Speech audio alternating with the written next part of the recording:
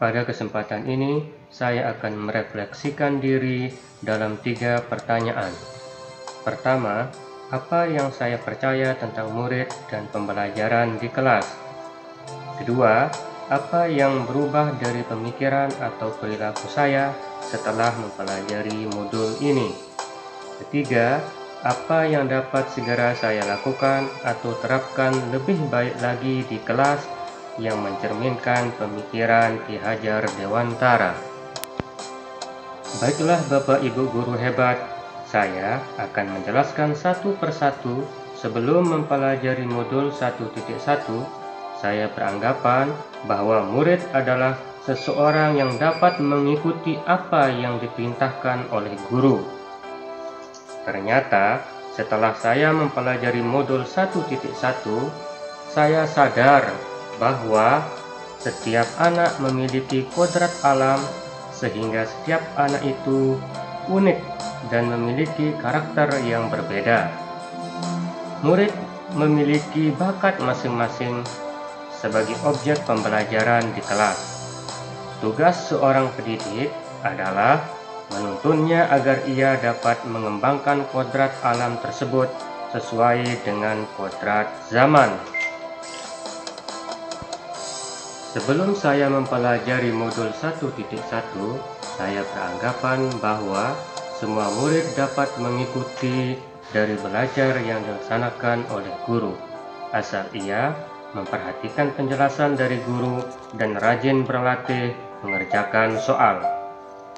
Setelah mempelajari modul 1.1, saya sadar bahwa murid sebagai objek pembelajaran, merekalah pemegang kendali pembelajaran. Pendidikan harus memfasilitasi belajar peserta didik agar mereka dapat menjadi manusia seutuhnya. Sebelum saya mempelajari modul 1.1, saya beranggapan bahwa pembelajaran hanya dari guru sebagai sumber ilmu. Ternyata pembelajaran seharusnya berpusat pada murid sebagai objek, anak yang aktif dalam membangun pengetahuannya sendiri. Mereka berhak menentukan sumber belajar mereka. Jadi, apa yang kita berikan kepada murid berasal dari kebutuhan murid itu sendiri. Cara mengajarkannya sesuai dengan kondisi anak dan pendekatan yang dipakai berdasarkan dunia mereka. Karena sejatinya kita sebagai pendidik, kita harus menghamba pada anak. Dulu saya beranggapan bahwa tugas guru di kelas adalah hanya mentransfer ilmu yang dimiliki kepada siswa. Setelah mempelajari modul 1.1, saya sadar bahwa tugas guru yang sebenarnya adalah membuat murid memahami bagaimana pentingnya materi yang dipelajari, menumbuh kembangkan budi pekerti, membantu mereka mengidentifikasi manfaat bagi diri sendiri untuk kemudian diterapkan dalam kehidupan sehari-hari kepada orang banyak. Hal ini mengisyaratkan adanya proses pemaknaan materi, bukan sekadar menguasainya, akan tetapi juga menyadari manfaat untuk dirinya sendiri. Dulu saya berpikir bahwa dalam pembelajaran di kelas itu hanya berfokus pada penyelesaian kurikulum saja.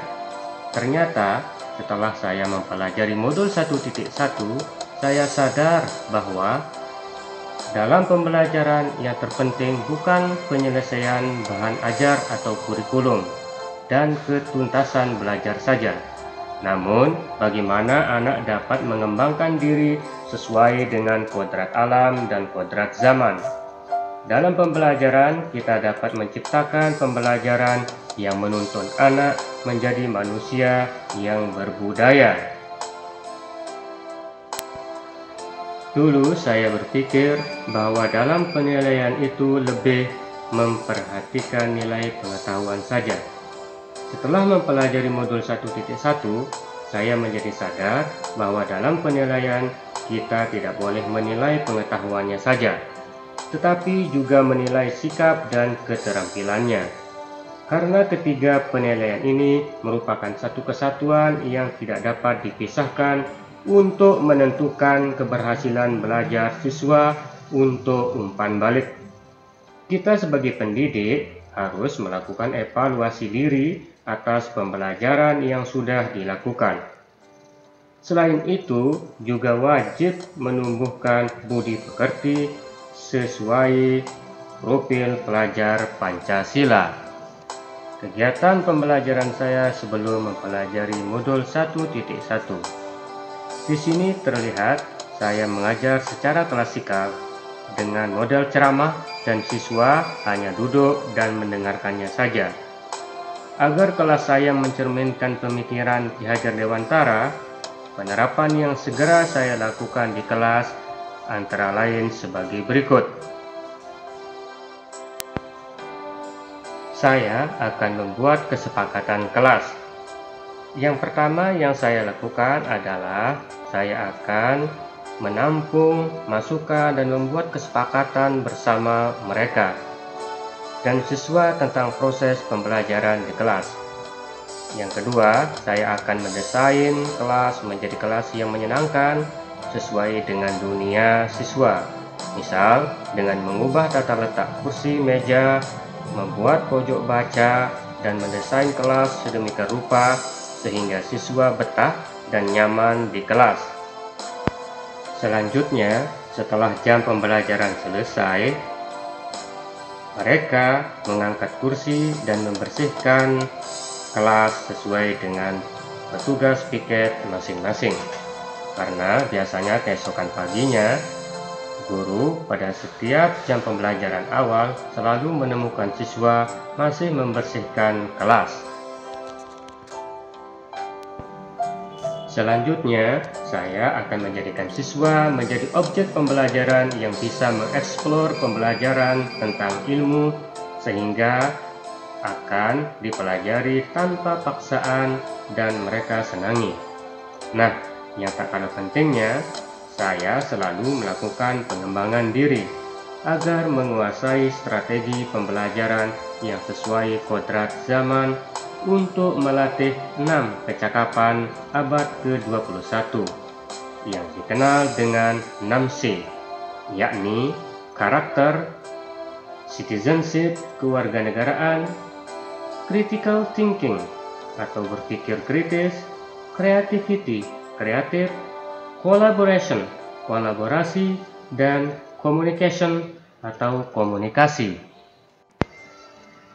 Sehingga pembelajaran yang saya terapkan di kelas itu sesuai dengan kondisi saat ini atau sesuai dengan kodrat zaman. Selain itu, saya juga akan merancang pembelajaran yang interaktif dan menyenangkan dengan cara menerapkan merdeka belajar dan mengaitkan dengan penguatan profil pelajar Pancasila.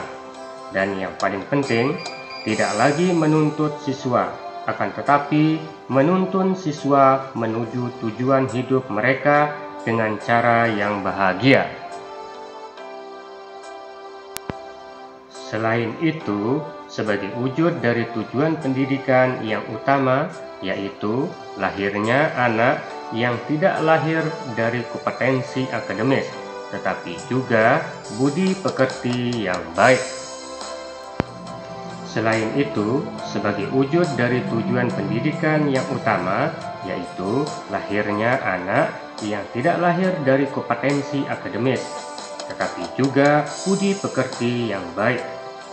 Saya sebagai guru, selain memberikan pengarahan atau pemajaran, juga memberikan tauladan yang baik.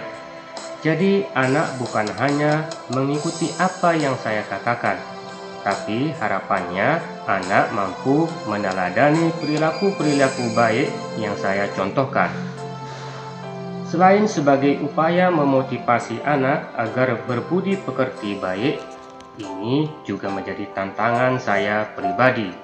Bagaimana agar saya bisa menjadi konsisten, memberikan keteladanan yang baik seperti guru itu sebagai sosok yang digugu dan ditiru. Yang terakhir, saya berharap saya bisa memaknai semboyan Ki Hajar Dewantara, yaitu Ingarso Sungkolodo. Dari depan, saya memberikan toladan bagi setiap siswa. Ing Madya Mangun Karsa, artinya di tengah saya bisa menjadi teman belajar yang memberikan semangat. Tutwuri Handayani, yaitu dari belakang saya bisa memberikan dorongan dan semangat untuk belajar. Bapak Ibu guru hebat, kesimpulan yang dapat saya simpulkan dalam pembelajaran ini yaitu dasar-dasar pemikiran Ki Hajar Dewantara harus segera kita terapkan dalam proses pembelajaran di kelas atau di sekolah. Di antaranya, pendidikan adalah menuntun anak sesuai dengan minat dan bakatnya. Pendidikan bukan hanya ilmu akademis saja, namun perlu menanamkan budi pekerti yang baik. Kemudian, mendidik sejatinya adalah menghamba pada anak. Demikianlah pemaparan saya tentang koneksi antar materi pemikiran filosofis Ki Hajar Dewantara. Mohon maaf bila banyak kesalahan dalam penyampaian saya. Salam bahagia dan wassalamualaikum warahmatullahi wabarakatuh.